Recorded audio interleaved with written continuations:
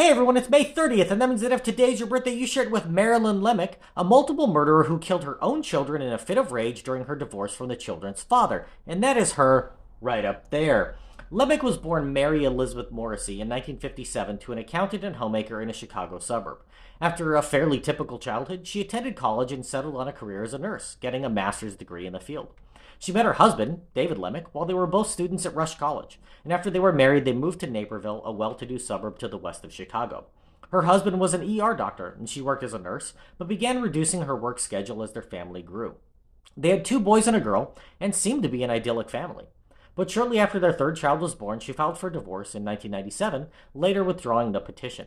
Lemak filed again in 1998, and this time hearings began, during which she claimed that the stress of the failing marriage was causing her medical issues, including irregular menstrual cycles, severe headaches, and neck and back problems. Her husband moved out in February of 1999 and had a new girlfriend by this point, which enraged Lemak. She left threatening notes for her soon-to-be ex-husband and the woman, and made phone calls to her saying, "You can't have him," which led to the girlfriend filing a police report to complain about the harassment. On March 4th, 1999, a Chicago area 911 operator fielded a call from Lemak. What they heard was chilling. She called in to confess that she had killed her children and wanted the police to come to her home. A major crimes task force had just been established in the county, and this was the first case they worked.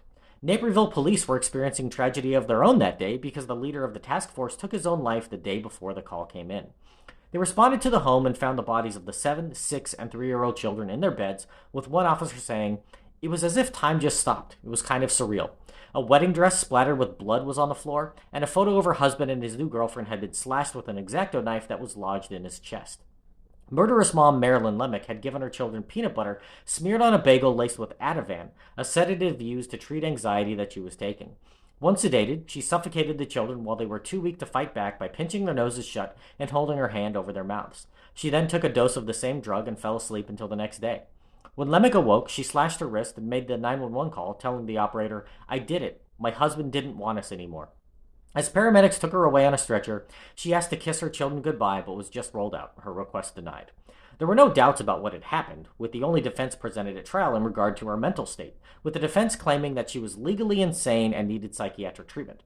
The jury disagreed, and after a 3-week trial, she was convicted of first-degree murder and sentenced to life in prison, with the judge saying that he wants her to ponder her terrible acts the rest of her days.